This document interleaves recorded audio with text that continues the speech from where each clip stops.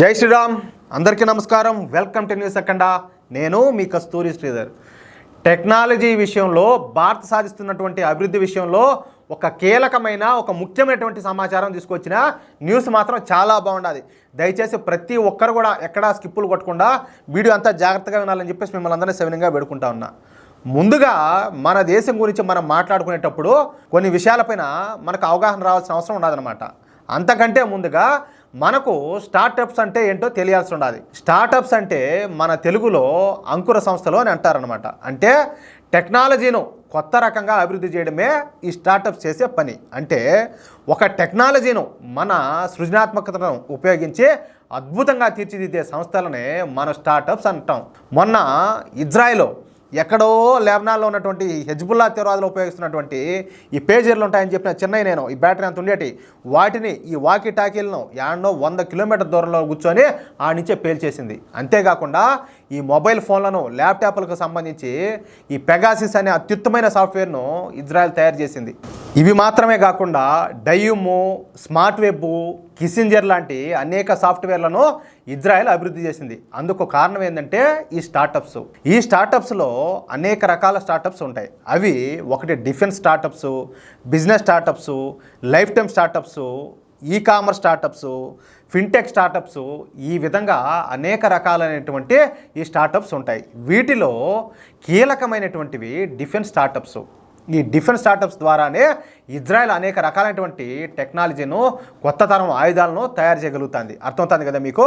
అందుకే మోడీ ప్రభుత్వం వచ్చి రాగానే ఈ స్టార్టప్స్కు పెద్దపీట వేసినారు. ముఖ్యంగా ఈ డిఫెన్స్ స్టార్టప్స్కు పెద్ద ఎత్తున ఈ ప్రోత్సాహకాలు, రాయితీలను కేంద్ర ప్రభుత్వం అందిస్తూ వస్తుంది. ఈ క్రమంలోనే మన దేశంలో డిఫెన్స్ స్టార్టప్స్ వేగంగా పుట్టుకొస్తున్నాయి. 2014 ముందు, అంటే ఎప్పుడు నరేంద్ర మోడీ గారు ప్రధాని కాకముందు వరకు మన దేశంలో ఒక్క డిఫెన్స్ స్టార్టప్ కూడా లేదుయా. అర్థమవుతుందా? దీన్ని బట్టి మనం అర్థం చేసుకోవచ్చు ఈ కాంగ్రెస్ పార్టీ, దాని కుటుంబం వాళ్ళంతా కలిసి ఇక్కడ ఎంపీ కట్టలు కట్టినారు. అర్థమవుతుంది కదా. కానీ గత 5 సంవత్సరాల్లో మన దేశంలో ఎన్ని డిఫెన్స్ స్టార్టప్లు ప్రారంభమైనాయో తెలుసా మీకు? వింటే ఆశ్చర్యపోతారు. మన దేశంలో ఏకంగా 1000 డిఫెన్స్ స్టార్టప్లు ప్రారంభమైనాయి. అది కూడా ఇప్పుడు ఈ 5 ఏళ్ల కాలంలో. ఇక ఈ స్టార్టప్లకు కేంద్ర ప్రభుత్వం కూడా పెద్ద ఎత్తున ప్రోత్సాహాన్ని అందిస్తుంది. ఈ స్టార్టప్లకు కావాల్సినటువంటి నిధులను, అలాగే టెక్నాలజీలను భారత ప్రభుత్వం అందిస్తుంది. దీని ద్వారా మరొక 4-5 సంవత్సరాల్లో మనం కూడా అత్యుత్తమమైనటువంటి టెక్నాలజీను మన దేశంలోనే అభివృద్ధి చేసుకోవచ్చు. ఇక అభివృద్ధి చెందినటువంటి అన్ని దేశాల్లో ఉన్నట్టే మన దేశంలో కూడా డిఫెన్స్ ఇంజనీర్లు, డిఫెన్స్ ఎక్స్పర్ట్స్ కూడా ఉన్నారు. దీంతో ఇప్పుడు మోడీ ప్రభుత్వం ఏం చేస్తూ ఉందంటే మన డిఫెన్స్ ఇంజనీర్లను, ఎక్స్పర్ట్స్ను మన దేశంలోనే ఈ డిఫెన్స్ స్టార్టప్స్కు లింక్ చేస్తుంది.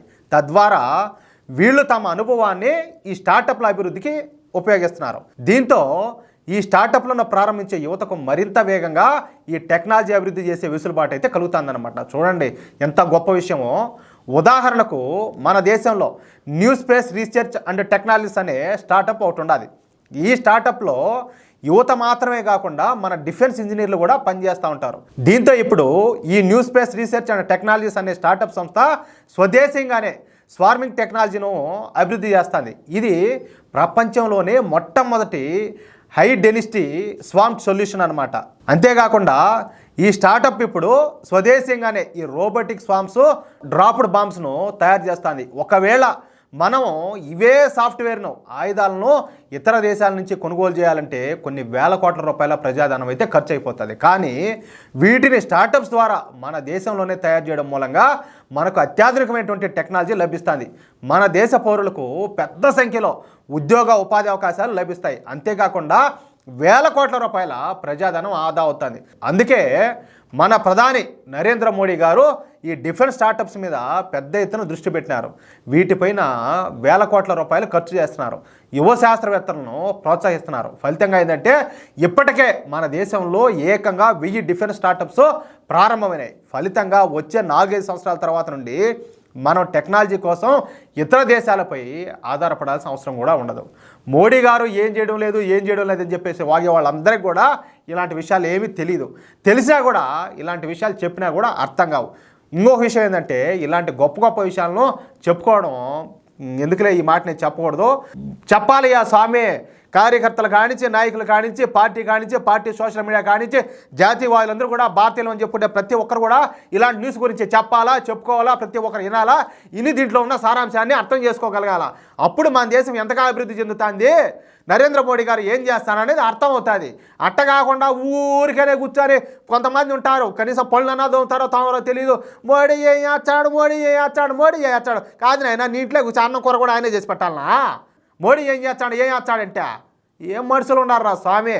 చూడండి మోడీ గారు ఏం చేస్తారో. ఖచ్చితంగా మోడీ గారి పాలనలో మనమందరం సపోర్ట్ చేస్తే భారతదేశం ఖచ్చితంగా ఈ ప్రపంచంలో విశ్వగురుగా నిలుస్తుంది.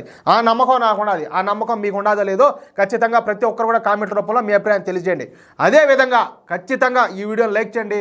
తప్పనిసరిగా ఈ వీడియోని ఎంతమందికి వీలైతే అంతమందికి వీడియోని షేర్ చేయండి.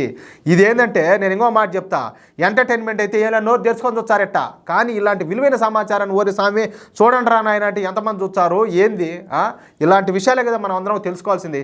ఇది మన దేశానికి సంబంధించిన విషయం, మన భవిష్యత్తుకు సంబంధించిన విషయం. కాబట్టి ఇలాంటి న్యూస్ ఖచ్చితంగా చూడాలా, 10 మందికి షేర్ చేయాలా, వాళ్ళ దగ్గర చూపించాలా. ప్లీజ్ సపోర్ట్ చేయండి. అదేవిధంగా ఇంతవరకు మన ఛానల్ సబ్స్క్రైబ్ చేసుకోకపోతే దయచేసి ప్రతి ఒక్కరు సబ్స్క్రైబ్ చేసుకోండి. మన న్యూస్ అక్కడ జాతీయవాద ఛానల్కు మేము ఉన్నామని చెప్పి అండగా నిలవండి. ప్లీజ్. జై శ్రీరామ్.